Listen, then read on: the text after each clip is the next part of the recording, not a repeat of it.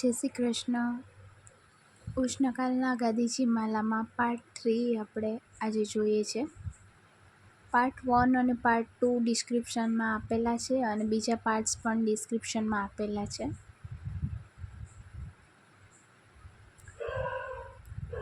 ત્રણ મોતી લેવાના અને જે વચ્ચેવાળું મોતી છે તેમાંથી અને સામેની સાઈડનું વચ્ચેવાળું મોતી છે તેમાંથી સોય પસાર કરવાની. બે મોતી લેવાના અને આ સાઈડવાળું અને ઉપરવાળું જે મોતી છે તેમાંથી સોય પસાર કરવાની.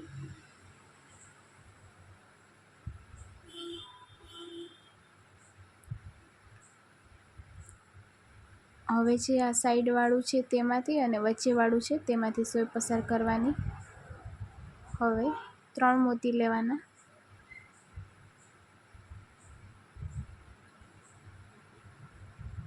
માલાજીમાં કંઈ પણ ન સમજાય તો સ્ક્રીન પર વોટ્સએપ નંબર આપેલા છે, તમે કંઈ પણ ન સમજાતું હોય તો તે પૂછી શકો છો. અને જે વચ્ચેનું મોતી છે તેમાંથી અને સામેની સાઈડનું વચ્ચેનું મોતી છે તેમાંથી સોય પસાર કરવાની. અન્ય કોઈ ડિઝાઇનના ગાદીજી માલા જો તમારે શીખવાના હોય તો સ્ક્રીન પર આપેલા વોટ્સએપ નંબર પર તમે ફોટો સેન્ડ કરી શકો છો અને કહી શકો છો કે એ તમારે શીખવાના છે. 2 મોતી લઈ અને વચ્ચેનું જે મોતી હતું તેમાંથી સોય પસાર કરી અને સાઈડના અને વચ્ચેના મોતીમાંથી સોય પસાર કરી અને નવી લાઈનમાં આવી જવાનું. હવે 3 મોતી લેવાના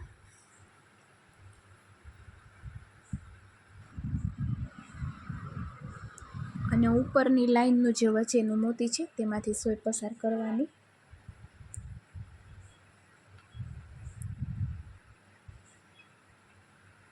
હવે 2 મોતી લેવાના અને જે સાઈડનું મોતી છે તેમાંથી અને વચ્ચેનું ઉપરની લાઈનમાં મોતી છે તેમાંથી સોય પસાર કરવાની.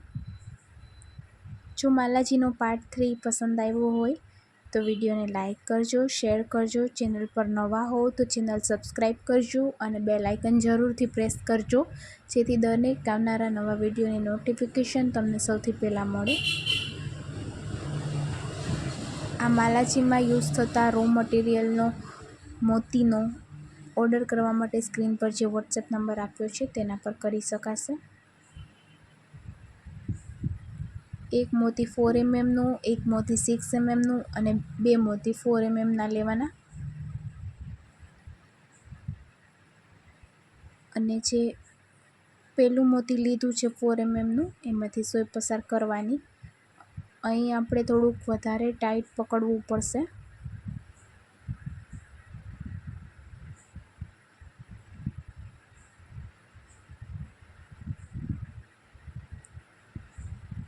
હવે જે 6 mmનું મોતી છે તેમાંથી સોય પસાર કરવાની અને તેની બાજુમાં રહેલા વ્હાઈટ મોતીમાંથી 4 mmમાંથી અને તેની બાજુના રહેલા 4 mmમાંથી અને ઉપર રહેલું પેલું 4 mmનું મોતી છે તેમાંથી. હવે 2 મોતી વ્હાઈટ લેવાના 4 mmની સાઈઝના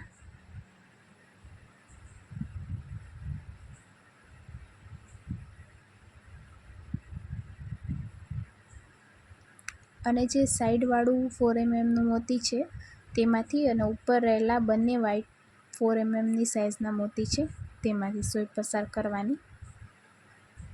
આમાં તમે કોઈ પણ કલર કોમ્બિનેશન યુઝ કરી શકો છો. 6 mmના મોતીમાં વ્હાઈટની બદલે તમે કોઈ પણ બીજો કલર પણ લઈ શકો છો અને 4 mmના મોતી પણ તમે કલરવાળા યુઝ કરી શકો છો. 2 મોતી લેવાના અને સાઈડમાં રહેલું મોતી અને ઉપર રહેલું મોતી છે તે બંને મોતીમાંથી સોય પસાર કરવાની અને હવે સાઈડના મોતીમાંથી અને વચ્ચેના મોતીમાંથી સોય પસાર કરવાની. નવી લાઈનમાં આવી જવાનું.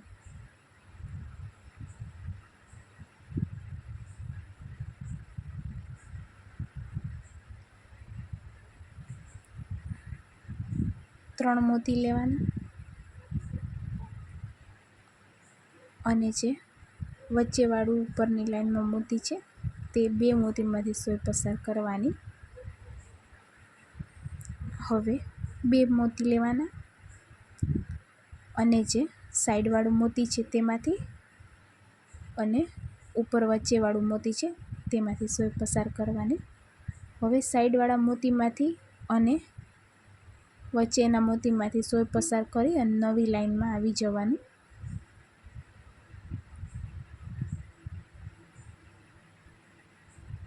હવે 3 મોતી લેવાના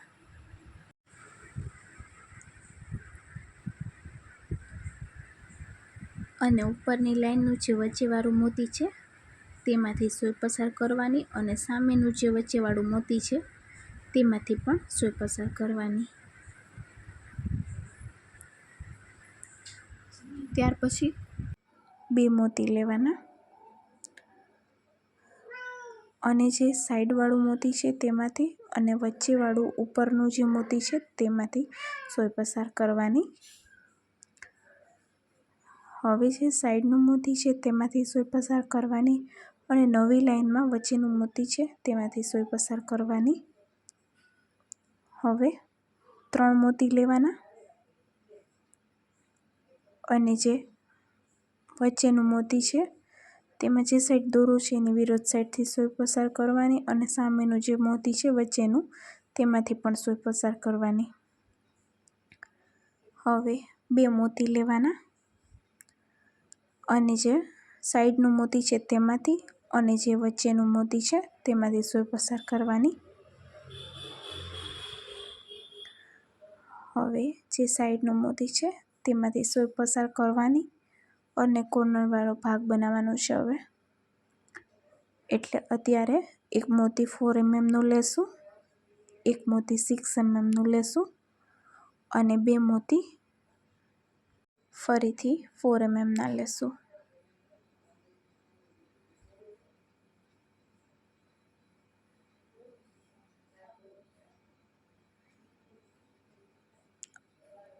અને જે પેલું મોતી લીધું છે તેમાંથી સોય પસાર કરશું.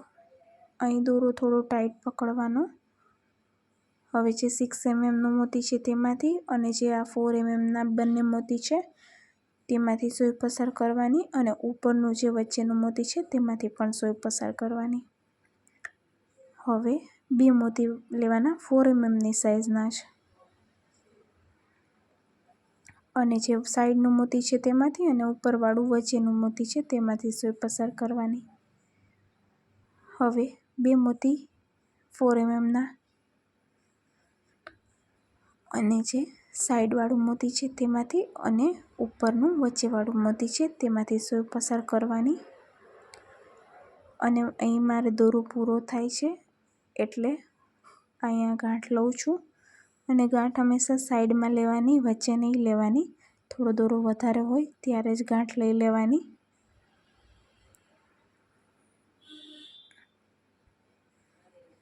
અને વધારાનો દોરો કટ કરી લેવાનો.